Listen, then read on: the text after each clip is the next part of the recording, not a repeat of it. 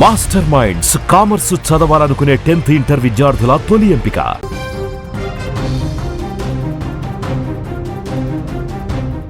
దేశవ్యాప్తంగా డీజిల్ కొరత సామాన్యుడి ప్రాణాలు తోడేస్తుంటే ఈ ప్రైవేట్ ట్రావెల్స్ యాజమాన్యాల నిర్లక్ష్యం దానికి మరింత ఆజ్యం పోస్తుంది.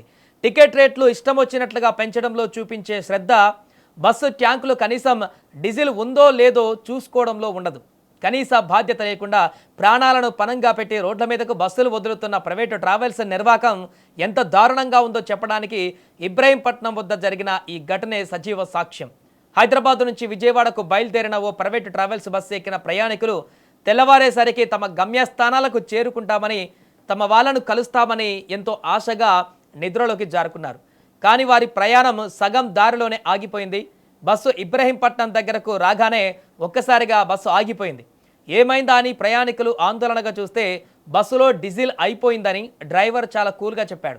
డీజిల్ లేకుండా అన్ని వందల కిలోమీటర్ల ప్రయాణానికి బస్సును ఎలా రోడ్డెక్కించారో ఆ దేవుడికే తెలియాలి.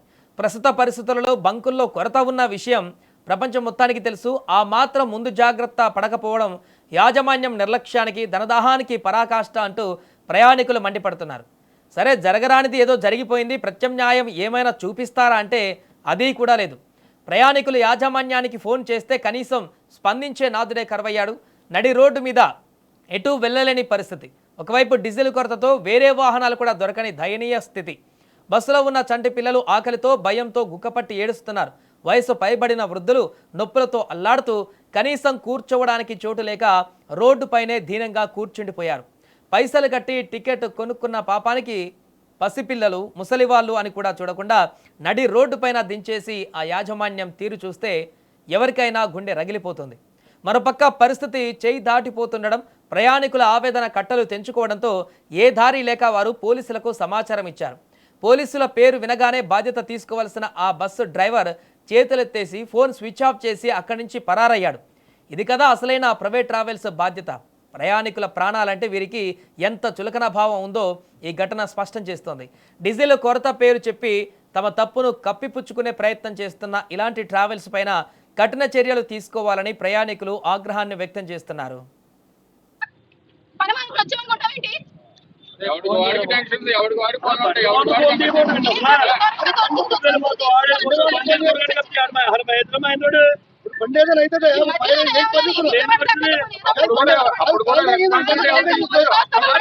రెస్పాన్సిబిలిటీ ఎవరు తీసుకోరు, అప్పుడు కూడా మనమే పడాలి.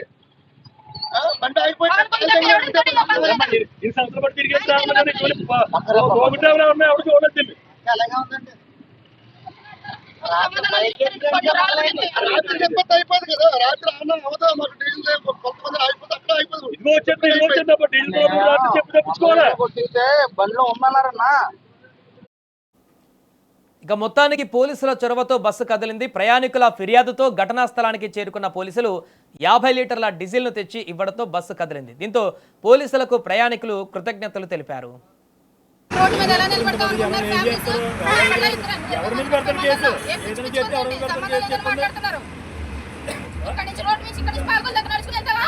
మహిళలందరూ రోడ్డు మీద పెట్టేశాడు కదా, ఇన్ని లక్షల రూపాయల బండి నువ్వు ఎవరు తెలియకూడదు నీ చేతిలో పెట్టేసి నువ్వు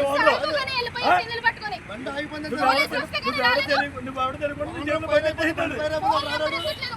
ఆ కుర్రగాడు బండి చేశాడు. అదే నీకు సంబంధం లేదు, దానికి సంబంధం లేదు, వాడికి సంబంధం లేదు. 2 లక్షల రూపాయలు బండి ఏం చేసిన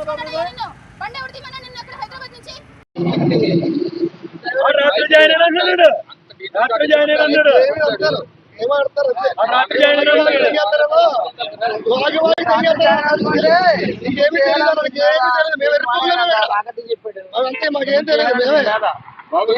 ఫోన్ చేస్తే ఫోన్ స్విచ్ ఆఫ్, ఎప్పుడు చేసినా స్విచ్ ఆఫ్.